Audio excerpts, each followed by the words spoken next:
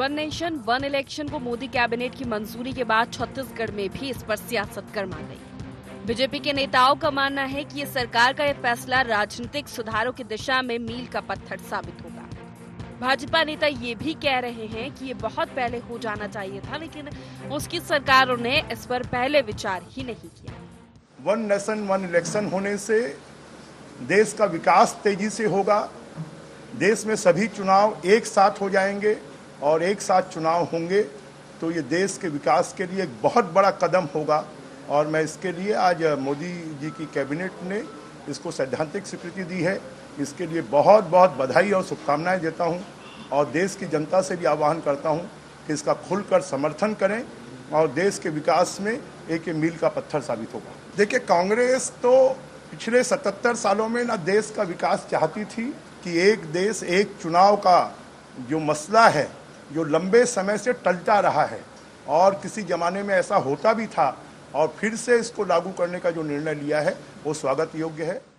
राष्ट्रीय स्तर पर मुख्य विपक्ष दल कांग्रेस ने मोदी कैबिनेट के इस फैसले को अव्यावहारिक करार दिया। छत्तीसगढ़ के कांग्रेस नेता भी इसी राह पर हैं। इनका कहना है कि संविधान के तहत ये संभव ही नहीं है। अगर 2025 से वन नेशन वन इलेक्शन लागू होगा तो पूरे देश में विधानसभा लोकसभा चुनाव एक साथ होंगे। संविधान के अनुसार जहां 6 महीने तक सीट रिक्त पड़ी है, वहां चुनाव कराना अनिवार्य है। फिर कैसे सरकार एक साथ पूरे चुनाव करा पाएगी? आज के समय से और आज के संविधान की जो व्यवस्थाएं हैं उसके तहत ये प्रैक्टिकली संभव ही नहीं है कि जो 5 साल का कार्यकाल वन नेशन वन इलेक्शन लागू हो गया, 2 साल बाद सरकार गिर जाती है। कहीं की किसी राज्य की या केंद्र की सरकार 2 साल बाद गिर गई। आज संविधान का प्रावधान है कि सरकारें 5 साल के लिए चुनी जाएंगी और संविधान के उस प्रावधान का क्या होगा जो कहता है कि 6 महीने में आपको चुनाव कराना ही है रिक्त स्थान में। तो अगर सरकार बीच में गिरती है तो 5 साल का क्रम टूट जाएगा। तो 5 साल हम नहीं बदल रहे। अब ये जो शेष समय के लिए इसमें गवर्नर्स रूल या राष्ट्रपति शासन लगेगा। केंद्र सरकार वन नेशन वन इलेक्शन को क्रांतिकारी कदम मान रही है। ये 2024 के लोकसभा चुनाव में बीजेपी के घोषणा पत्र में भी प्रमुखता से शामिल था, लेकिन विपक्षी सहमति के बिना ये संभव नहीं है, क्योंकि इसके लिए संविधान में संशोधन की जरूरत पड़ेगी और इसके लिए सरकार को बहुमत के संकट का सामना करना पड़ सकता है। अब देखना होगा कि शीतकालीन सत्र में जब बिल पेश किया जाएगा तब इसे पास कराने सरकार क्या रणनीति अपनाती है। रायपुर से अद्वैत नाइक की रिपोर्ट।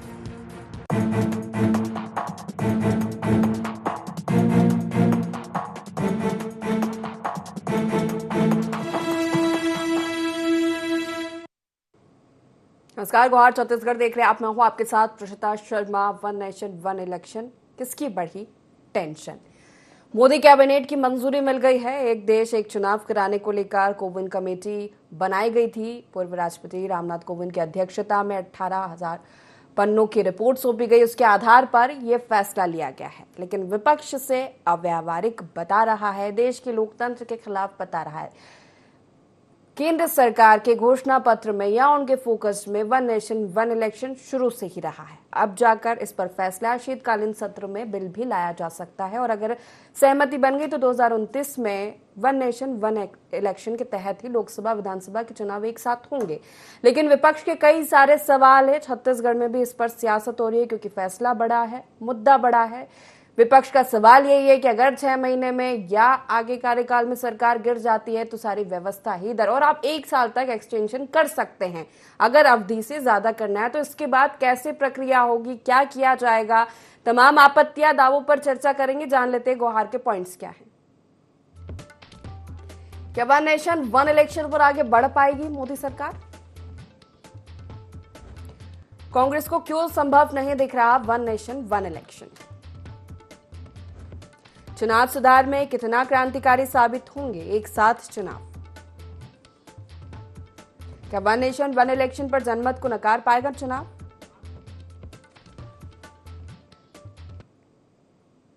इन्हीं मुख्य सवालों के साथ चर्चा की शुरुआत करेंगे। खास पैनल जुड़ गया है। सबसे पहले परिचय आपका करा देते हैं। कांग्रेस से जावेद खान हमारे साथ जुड़ गए, बीजेपी से गोपाल सामंतो हमारे साथ जुड़ गए हैं, वरिष्ठ पत्रकार कौशल स्वर्णबेर हमारे साथ जुड़ गए। तीनों मेहमानों का बहुत स्वागत है इस खास चर्चा में। जावेद जी, सबसे पहला सवाल आप ही से है कि एक बड़ा फैसला लिया है मोदी कैबिनेट में, शीतकालीन सत्र में संसद में बिल भी लाया जा सकता है। आखिर विपक्ष को क्यों संभव नहीं लग रहा है? क्यों, कहां पर आपत्ति नजर आ रही है? क्योंकि चुनाव सुधार की बात हो रही है, विकास में बाधा बन रहे, बार बार इलेक्शन की बात हो रही है कि अगर वन नेशन वन इलेक्शन होगा तो तमाम चीजों में सुधार हो जाएगा और जो विसंगतियां थी राजनीतिक रूप से वो सब दूर हो जाएंगी। और दूसरी बात यह कि कोई कॉन्सेप्ट ये वाला नया नहीं है, पहले भी अपने देश में इस तरह से चुनाव हुए लोकसभा विधानसभा के एक साथ। जावेद जी नमस्कार प्रेषिता जी, आपको आपके सभी दर्शकों को, साथी मीडिया पैनलिस्ट को भी मेरा नमस्कार। देखिए, हर बदलाव सुधार नहीं होते, कुछ विनाश के कारण भी बनते हैं और प्रधानमंत्री मोदी जी के द्वारा लाए गए बदलाव सिर्फ और सिर्फ विनाश के कारण ही बने हैं। अगर आप 3 काले कृषि कानूनों को देख लीजिए जिसपे इन्हें यू टर्न लेना पड़ा, वो विनाश के कारण बने। 700 से ज्यादा किसानों के खून से रंगे हुए हैं हाथ उनके। अगर आप नोटबंदी को देखें तो उससे भी जो इन्होंने बताया था ऐसा हो जाएगा वैसा हो जाएगा, आतंकवाद की कमर टूट जाएगी, ऐसा हुआ नहीं। लाइन लग के लोगों की जान गंवानी पड़ी। और उसके अलावा आज मोदी सरकार जो भी बिल लेकर के आ रही है उस बिल से कुछ फायदा हो नहीं रहा है। 33% महिला आरक्षण का बिल लेकर के आया था इन्होंने, आज कितना इंप्लीमेंट हो रहा है आप बताइए? कितना इंप्लीमेंट ये अपनी पार्टी के अंदर चुनावों में ही कर ले रही है खुद। आप खुद बताइए कितना टिकट बांट ले रहे हैं महिला आरक्षण के आधार पर, तो वो तो नहीं कर पा रहे। उसके अलावा लेटरल एंट्री, वक्फ बोर्ड, ब्रॉडकास्ट, इंटरसेप्टिक और एनपीए, ये सब चीज तो ये वापस ले ली, तो इससे भी ये वापस ही लेंगे। देखिए, अभी हरियाणा और जम्मू कश्मीर का चुनाव है और इन्हें अपनी विफलताओं को छुपाना है। देश को हर समय ये एक राष्ट्र प्रथम का जो ये एक जुमला फेंकते हैं, वही जुमला ये फेंकने का कार्य कर रहे हैं, देश को दिग्भ्रमित करने का कार्य कर रहे हैं। अरे भाई, 5 राज्यों के चुनाव ये सरकार एक साथ नहीं करा पा रही है। ये वन नेशन वन इलेक्शन की बात करते हैं। आज नहीं, आप बताइए, आपको क्या लगता है ये देश की स्थिति के लिए ठीक है, सही है कि नहीं वन नेशन वन इलेक्शन? क्योंकि देखिए, हर 6 महीने में कहीं ना कहीं चुनाव होना, पूरा प्रशासन उसमें लग जाता है, बार बार तैयारी, एक चुनाव से निपटे दूसरा, कैंपेनिंग, तमाम चीजें, जनप्रतिनिधि, जन नेता सब व्यस्त हो जाते हैं। आप बताइए कि वन नेशन अगर वन इलेक्शन ठीक ढंग से अगर लागू हो जाता है तो ये जो तमाम समस्याएं आती है, कोड ऑफ कंडक्ट लग जाता है, विकास के तमाम काम रुक जाते हैं, तो ये सब समस्याएं तो दूर हो जाएंगी ना? देखिए प्रीतिशा जी, आपने पहले ही कहा कि पहले होते थे इलेक्शन, फिर बाद में बंद हो गए, तो समय की जो मांग थी उस मांग के अनुसार ही बंद हुए।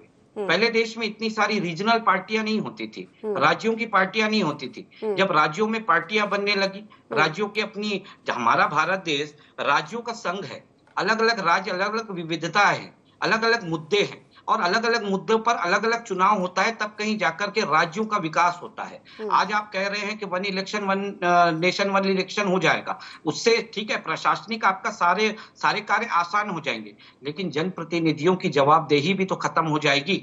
आज जो जनप्रतिनिधि, आज जो पार्टियां, एक डर रहता है, भय रहता है कि 6 महीने के बाद में ये चुनाव है, उसमें हमको जनता के बीच में जाना है और हमें जवाब देना है, तो वो तो भय खत्म हो जाएगा, वो तो पूरे 5 साल के लिए भय खत्म हो जाएगा। और आप भी अगर सरकार के पास में माइक लेकर के जाएंगी तो वो आपको भी वैसी तवज्जो नहीं देंगे, तब तक तो नहीं देंगे जब तक सर पे चुनाव ना खड़ा हो। तो वन नेशन वन इलेक्शन एक समय में होता था, कांग्रेस ने इसे बंद किया, इसलिए बंद किया क्योंकि इससे कहीं ना कहीं संघीय ढांचा कमजोर हो रहा था। और आज Bharatiya Janata party one nation one election का राग जरूर अलाप रही है, लेकिन इसे पास कराना भी इनके लिए बहुत बड़ी कड़ी चुनौती है। राज्यसभा में इनके पास संख्या नहीं है, कैसे पास कराएंगे? आज इनको एक बैसाखी मिली है चंद्रबाबू नायडू की सरकार की, पार्टी की, वो तो इसके खिलाफ है। क्या वो बताए भारतीय जनता पार्टी और भारतीय जनता पार्टी के प्रवक्ता के चंद्रबाबू नायडू जी सहमत हो गए इसके लिए? और जो जवाब ले लेते गोपाल जी। मैं तो इनको सुन रहा था, बड़ी हंसी आ रही थी मुझे प्रीषिता जी कि किस गफलत में जीते हैं, किस गलत फहमी में जीते हैं ये लोग, और कहाँ से इतनी सोच लाते हैं, ऐसे कुतर्क लाते हैं, मुझे समझ नहीं आता। ये बोल रहे थे हर 6 महीने में जनप्रतिनिधि के बीच में डर रहे। अरे भाई, आप छत्तीसगढ़ की बात कर ले, मध्य प्रदेश की बात कर ले, यहाँ पे भी 4.5 साल में एक बार चुनाव होता है, चाहे वो लोकसभा हो चाहे विधानसभा हो। हर 6 महीने में कहाँ चुनाव होते हैं? शायद गलत फहमियों के शिकार हो गए हैं जावेद जी। दूसरी बात बोल रहे थे कि कैसे संभव होगा। अरे भाई, 370 हटाना संभव हुआ ना भाजपा की सरकार, 3 तलाक पर प्रतिबंध संभव हुआ ना, प्रधानमंत्री आवास योजना 8,000 आवास देते थे 2014 तक के, वो 3 करोड़ तक के पहुंचाना संभव हुआ ना। एनआरसी, सीए, तमाम चीजें संभव हुई है। आप निश्चिंत रहिए कि कैसे संभव होगा।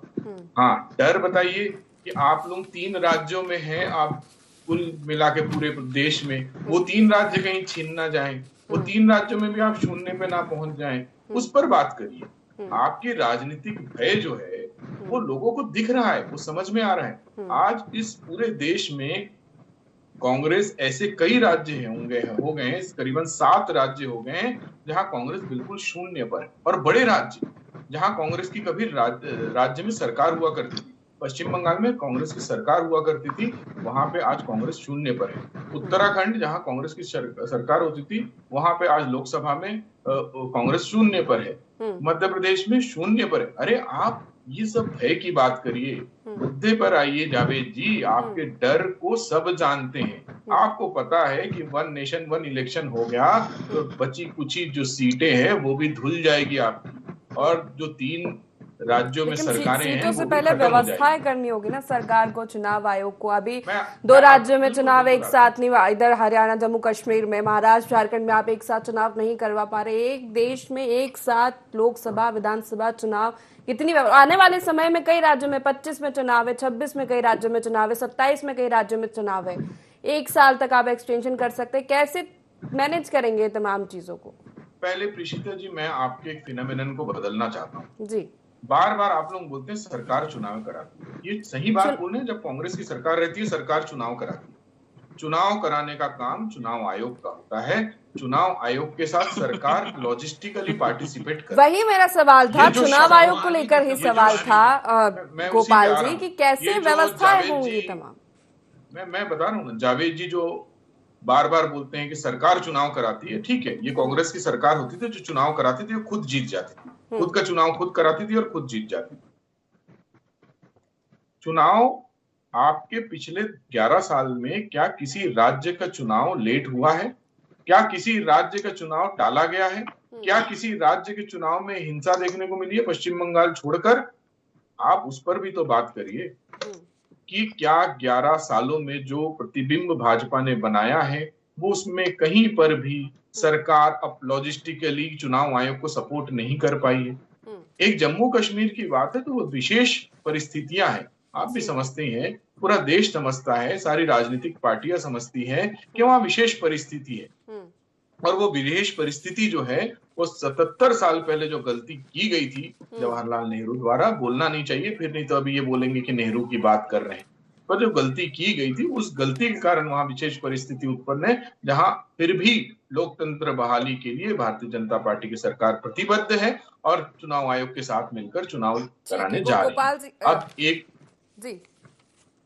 एक बात और ये बोल रहे थे कि चुनाव एक साथ हो जाने से कंफ्यूजन हो जाएंगे, कंफ्यूजन पे, अरे किस चीज का कंफ्यूजन हो जाएगा? खर्चे बच जाएंगे, खर्चों का हिसाब हो जाएगा और लोगों की भलाई हो जाएगी कि जो एक साल तक के चुनाव का अधिसूचना जारी रहती है, लोगों के काम नहीं हो पाते, विकास के काम रुक जाते हैं, उन कामों पर ठीक है प्रतिक्रिया तुरंत हो जाएगी। और एक लास्ट बात, अगर भारतीय जनता पार्टी को विश्वास है, Bharatiya Janata party nation first पर विश्वास रखती है, पॉलिटिकली अपने पार्टी फर्स्ट पे विश्वास नहीं रखती है। आपने जो बोला ना कि बहुत सारी राजनीतिक पार्टियां हो गई है। कौशल जी का रुख करूंगी। कौशल जी, आपको क्या लगता है, तमाम दावे आपत्तियों से हटकर देश हित में 1 नेशन 1 इलेक्शन कितना बेहतर फैसला होगा, और अगर ये लागू हो जाता है तो किस तरह के बदलाव राजनीति में, चुनाव सुधार में, क्योंकि इसे राजनीतिक विसंगति माना गया है।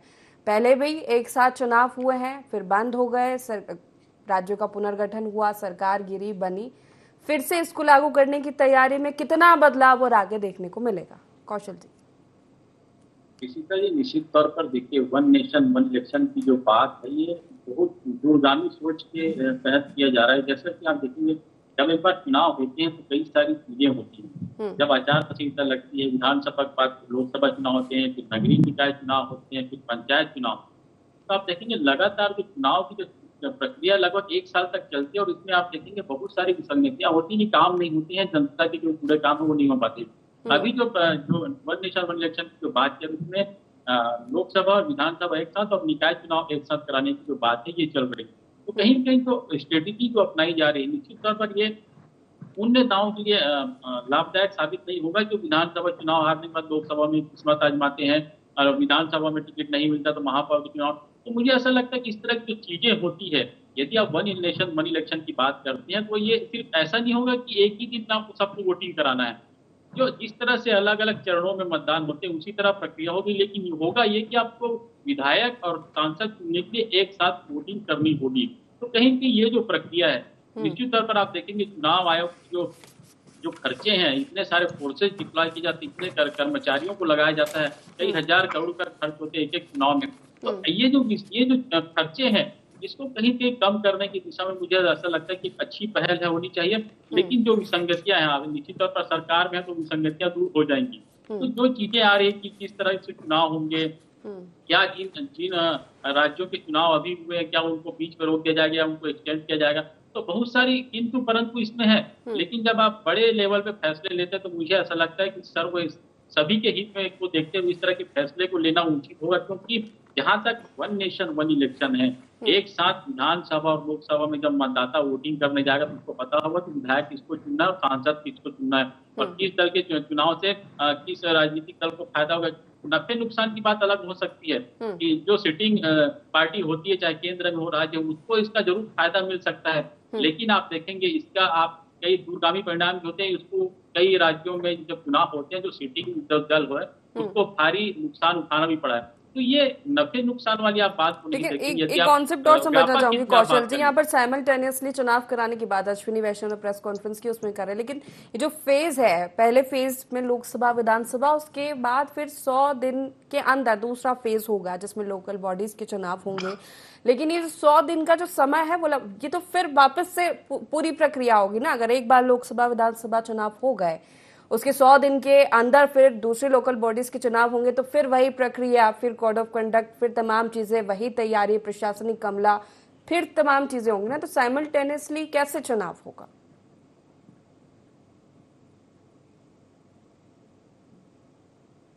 कौशल जी,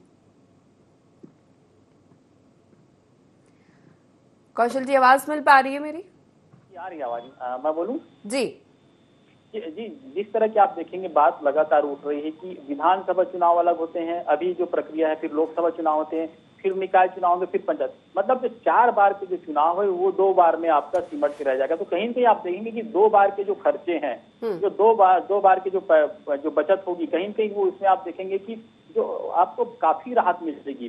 और निश्चित तौर पर चारों चुनाव को एक साथ करा पाना संभव इसलिए भी नहीं होगा कि जब पंचायत के जो चुनाव होते हैं वहां पर जो बैलेट किया जाता है, कई जगहों पे आप देखेंगे वहां पर चुनाव चिन्ह कांग्रेस भाजपा ना होकर बल्कि वहां पर पार्टी बेस पे चुनाव नहीं होता है जो पंचायत के चुनाव होते हैं। नगरीय निकाय चुनाव निश्चित तौर पर पार्टी बेस पे होता है। यदि सरकार चाहे तो वन नेशन वन इलेक्शन के तहत निकाय चुनाव को भी जोड़ सकती है, यदि बड़े पैमाने पर यदि सोचती है तो विधानसभा चुनाव, लोकसभा चुनाव और निकाय चुनाव जिसमें महापौर और पार्षद के चुनाव होते हैं। तो इस तरह की जो चीजें हैं यदि उस पर प्रक्रिया की जाए तो मुझे ऐसा लगता है निश्चित तौर पर बहुत बड़ा ये रोड मैप है। लेकिन इस पर क्योंकि सरकार बहुत सारे संसाधन को झोंक पाने में संभव नहीं दिख रही, इसलिए निकाय और पंचायत को अलग कर रही है।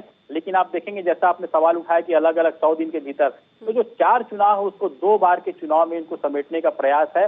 और निश्चित तौर पर 100 दिन का प्रक्रिया इसलिए क्योंकि निकाय चुनाव भी एक बहुत बड़ा चुनाव होता है जिसमें लोकल बॉडी जो भी सरकार की जो योजनाएं हैं उनको निचले स्तर तक पहुंचाने में जो महत्वपूर्ण भूमिका अदा करती है तो वो लोकल बॉडीज होती है, जो नगरीय निकाय और नगर पंचायत होती है, ग्राम पंचायत होते हैं। क्योंकि सरकार जो भी योजनाएं बनाती है उसको इम्प्लीमेंट करने का काम उनका होता है। तो वो भी कोई छोटा चुनाव नहीं, काफी बड़ा चुनाव। तो मुझे ऐसा लगता है सरकार जो जिस दिशा में पहल करने जा रही है इसका स्वागत किया जाना चाहिए। इससे जो खर्चे हैं वो बचेंगे और लोगों का इसमें भला होगा। ठीक है जावेद जी, चुनौती हो सकती है इस प्रक्रिया को एक बार शुरू करने में, लेकिन असंभव नहीं है जिस तरह कौशल जी का भी कहना है। और ये तमाम चीजें सामने आ रही है कि जो बार बार के खर्चे हैं वो बच जाएंगे, बार बार आचार संहिता लग जाती है, विकास के काम रुक जाते हैं, सरकारें कुछ काम नहीं कर सकती, जनप्रतिनिधि काम नहीं कर सकते, वो उससे बचा जाएगा ना। एक बार में या 2 बार में चीजें सिमट जाएंगी।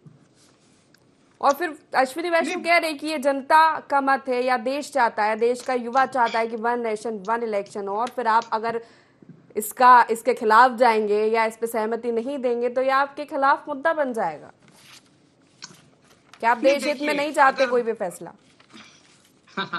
देश हित में तो इन्होंने एक जुमला यह भी फेंका था प्रीतिशा जी, वन नेशन वन टैक्स। क्या हुआ उसका?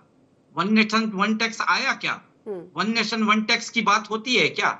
वैट से लेकर दुनिया जहान का टैक्स आज वसूल रही है ये सरकार, तो देश हित में तो वो भी है। अगर खर्चे बचाने की बात है तो आपके हमारे जेब से सीधा जो खर्चा टैक्स के रूप में वसूलती है, जीएसटी गब्बर सिंह टैक्स के रूप में ये वसूल रहे हैं, वो सब बचाना चाहिए था। वन नेशन वन टैक्स की बात इन्होंने कही थी। दूसरी सबसे महत्वपूर्ण चीज बात यह है कि आज इनको संशोधन भी, संविधान में भी बहुत सारे संशोधन करने पड़ेंगे। अभी मैं भाजपा के प्रवक्ता से पूछ लूं कितने संशोधन करने पड़ेंगे तो वो बगले झांकने लगेंगे। अगर उन्हें पता है तो कितने संशोधन करने पड़ेंगे बता दीजिए मुझे, उन्हें नहीं पता होगा।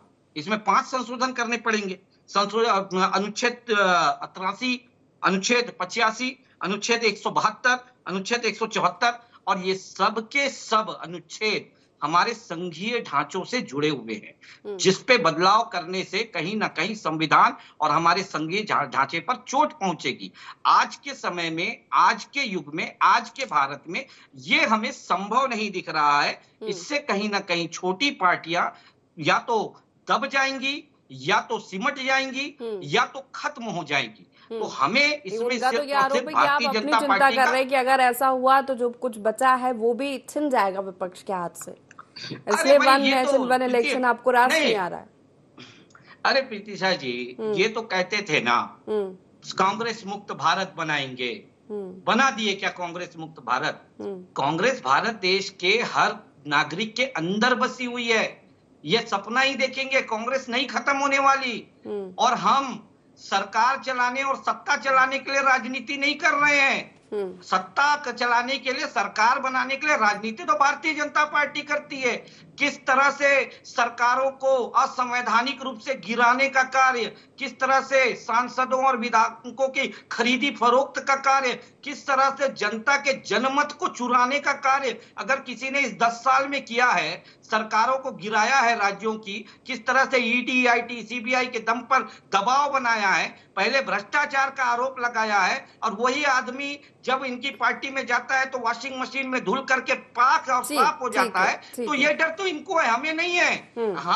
आपने मुझसे कहा कि ये इससे अगर हमको नुकसान पहुंचेगा, देखिए देश के संघीय ढांचे में, देश के लोकतंत्र पे, देश के संविधान पर अगर चोट पहुंचाने वाला कोई भी कृत्य होगा, उसके लिए अगर हमको आज लगता है कि देश की जनता उसे सही नहीं समझ रही है और उसका नुकसान होगा, तो हम नुकसान उठाने के लिए भी तैयार खड़े हैं। लेकिन देश के अहित में हम साथ नहीं आने वाले, ना भागीदार बनेंगे। गोपाल जी, तो ये देश के अहित के लिए फैसला आप ले रहे हैं, संविधान में बदलाव। देखिए बदलाव तो करने पड़ेंगे, उसके लिए समर्थन भी आपको चाहिए होगा, राजनीतिक रूप से विपक्ष को या अपने सहयोगियों को ही मनाना पड़ेगा। और दूसरी सबसे बड़ी बात, जब आप बहुमत में नहीं है तब आपका यह फैसला, क्या बीजेपी को देरी हो गई है फैसला लेने में? क्योंकि जब आप बहुमत में थे तो कई बड़े फैसले लिए गए हैं।